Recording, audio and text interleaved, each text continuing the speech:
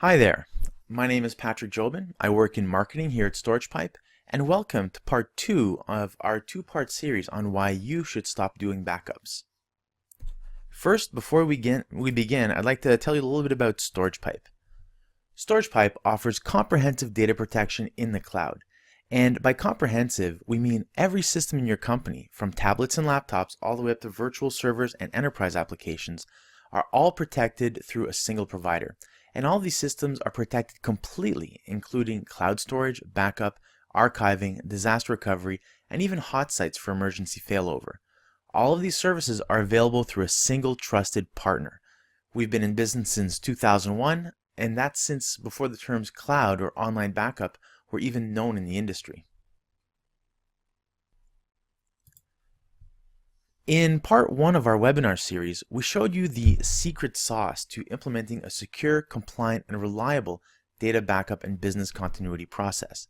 As long as you follow our secret sauce, you should be completely protected in the case of any data disaster. Then we went over some key reasons why you should never attempt to do this yourself. If you haven't watched part 1 of this series, I would highly recommend that you do so. And now that we've gone over some security related reasons why you should stop doing your backups, I'd like to discuss some business cases for outsourcing your data protection. And in the first part of this webinar, we're going to go over some theoretical concepts. And in the second part, we'll go over some actual case studies with actual StoragePipe customers. Human nature is strange and fascinating. People have many quirky and sometimes counterproductive behaviors. A shining example of this would be the tendency to prefer cures over prevention. Many people would rather undergo dangerous and invasive emergency surgery rather than maintain a healthy lifestyle. Of course, it's not easy to convince people to make major changes in their habits or lifestyles. One of the things that I hope to accomplish in this presentation is shift some of your perceptions around backup. In most companies, backup is seen as a form of prevention. It's something that's unpleasant, which must be done consistently for a long time in order to prevent a disaster which may or may not ever happen. Because backup is not seen as providing immediate short-term business value, this work is often given a low priority. As a result, data loss, privacy breaches, and unplanned downtime continue to be a major problem for our industry. But it doesn't have to be this way. I really believe that backup is not just about prevention. I believe that backup and disaster recovery can provide immediate value to your business. By focusing on the immediate value, data protection could become a force multiplier that can make you a more effective IT administrator. You'll get more done with less effort and have total peace of mind. IT administrators are involved in a constant struggle between the tactical and the strategic. You were hired to be an architect, but you spend most of your time putting out fires. The role of IT within a company is primarily judged based on how they leverage technology to either increase profits or decrease costs for other areas of the organization. When it comes to protecting information, most companies have a solution for laptops and desktops, one for file sharing, one for databases, another for hypervisors. Each of these services requires constant maintenance, monitoring, education, and large capital expenditures. The problem is that backup is a time-consuming and resource-intensive maintenance process that's critical to survival, but does not contribute directly to the core strategic goals of your organization, such as reducing costs or increasing sales. If you could free up time and budget from these essential maintenance activities without sacrificing quality or security, what would be some more interesting or productive IT projects that you would rather be doing instead? Have you ever noticed how difficult it is to scale out IT efforts? Small entrepreneurial IT teams can be really efficient, but as scope grows, responsibilities grow, IT management can sometimes become exponentially more challenging. This is especially true when these growing efforts require larger teams. To see why this happened, let's take a look at Metcalfe's law. Metcalfe's law states that the value of a network is proportional to the square of its connected users. What does that mean? Let's take a look at this principle in action. Let's assume that you have a two-person IT team. As you can see, there is only one connection between you and your teammate. In a typical workday, this connection might represent 30 minutes of daily discussions to coordinate efforts. 30 minutes is really a conservative estimate in my mind. By adding one more team member, You've increased the number of connections from 1 to 3. Now that 30 minutes of management time has increased to 90 minutes. By adding yet another person, the number of connections grows from 3 to 6. Each day, 3 hours of employee time are devoted to management and coordination of team efforts. For a team of 25 people, you would have 300 connections. And assuming 30 minutes per connection, this means that management and coordination would be a full-time job for 22 of those 25 employees. You could quickly end up in a situation where everybody's a manager and productivity grinds to a halt. This explains why doubling the size of an IT team rarely doubles the output. As your team grows, management overhead also needs to be taken into account. If you have a 3-person team and you require an extra member, you must spend time recruiting and interviewing and training this new employee. While this process is taking place, your already overworked IT team must accomplish the same work with one less team member. In most areas of business, you can create standardized systems and procedures to eliminate much of this overhead. However, most IT people are creative problem solvers with a broad and constantly changing scope of responsibility. Ironically, systems administration is one of the most difficult roles to systematize. If you want your IT team to remain effective, you should look for ways to maximize productivity while keeping the headcount as small as possible. That's why it's a good idea to periodically review all of your various IT management processes. For each of these, ask yourself, how does this differentiate the company in the marketplace? How is this activity critical to the company's current strategic objectives? Could this work be done more effectively by an outside party? Does this work absolutely require deep internal knowledge of the business? In other words, is this a core activity? If it's not core to the business, then outsource it.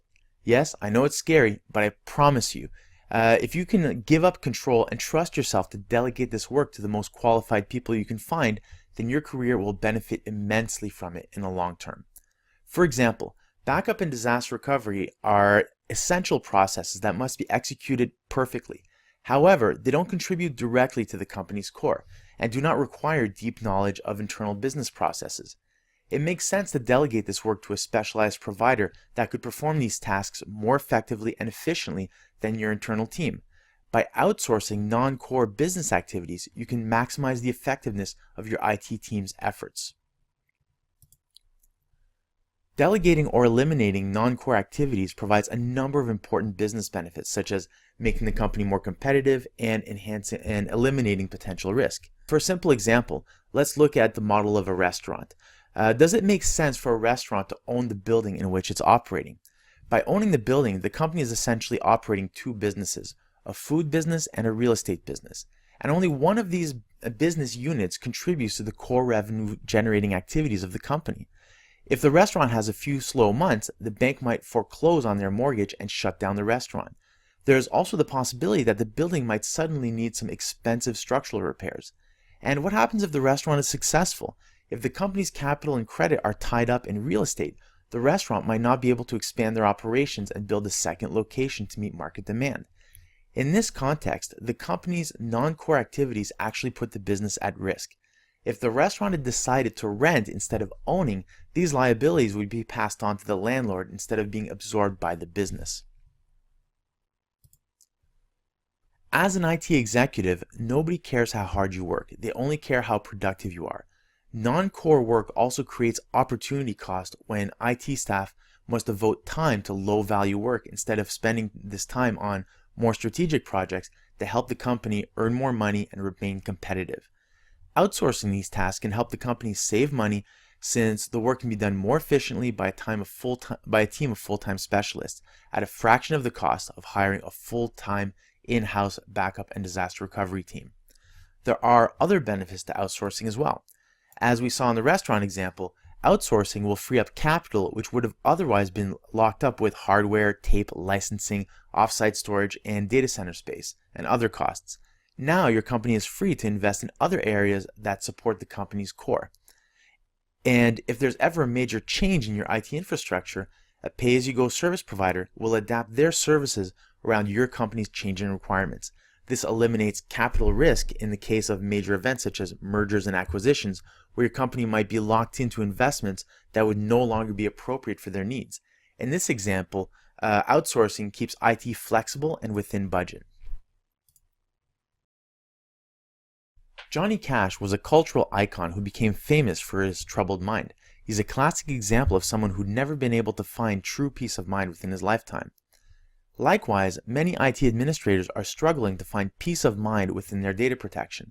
And by examining his thought process, it might be possible to draw some lessons that would be surprisingly useful within the context of IT management. In particular, his classic song, One Piece at a Time, clearly illustrates an approach that causes problems for IT administrators. According to the tale, Johnny is employed by a car factory and desperately wants a Cadillac of his very own. So he decides to steal all the pieces one at a time over many years. When he was done, he had a Cadillac with a $0 price, but he never took the cost into account.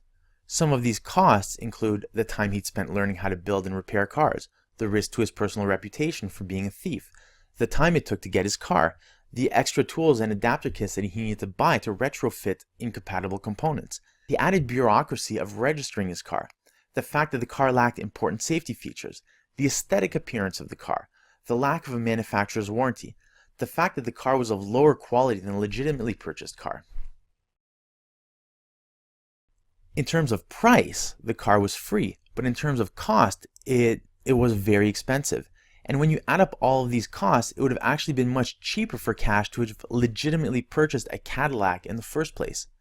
At StoragePipe, we often see businesses encountering similar problems when protecting their data. When it comes to protecting information, most companies will have an improvised mixture of different hardware and self-managed software solutions. At first, it might seem cheaper to implement and manage these solutions by yourself, but you need to take all of the costs into consideration. You have to assign value to things such as your time, education, opportunity costs, consistency of recovery, capital risk, quality, monitoring and testing, redundancy, your ability to adapt to future change, the cost of shipping tapes, things like that. If you assign value to all these different factors and you add them up, you'll usually find that outsourcing your business continuity can actually end up costing you significantly less. Johnny Cash didn't really want a Cadillac. Instead, he wanted the pride, glamour, and comfort that came from owning a luxury car. If you just focused on these benefits, buying a new Cadillac would have been much cheaper. Likewise, most backup administrators don't want software, storage, and equipment. Instead, they want secure, reliable, and efficient ways to eliminate the threat of data loss and unplanned downtime. It doesn't make sense to focus on the individual components that make up your backup and disaster recovery plan. Instead, you should focus on just the benefits that you want to get out of this process. By focusing on these high-level benefits, you might find that there are more efficient and cost-effective ways to protect your data, and this will help you achieve total peace of mind for your data protection. A recent study of technology budgeting trends between 2015 and 2016 has revealed that year-over-year capital IT spending has remained flat, although headcounts are rising. In other words, on a per-person basis, capital IT budgets are actually shrinking. In order to provide some peace of mind around your IT spending, I'd like to share some financial principles that might help. First, let's examine the following scenario.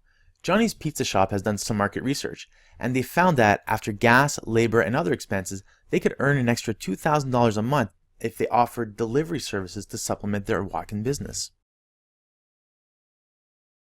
When shopping around for a delivery van, they found that two options were available. They could purchase the van up front for $30,000, or they could make monthly payments over 2 years for a total of $40,000.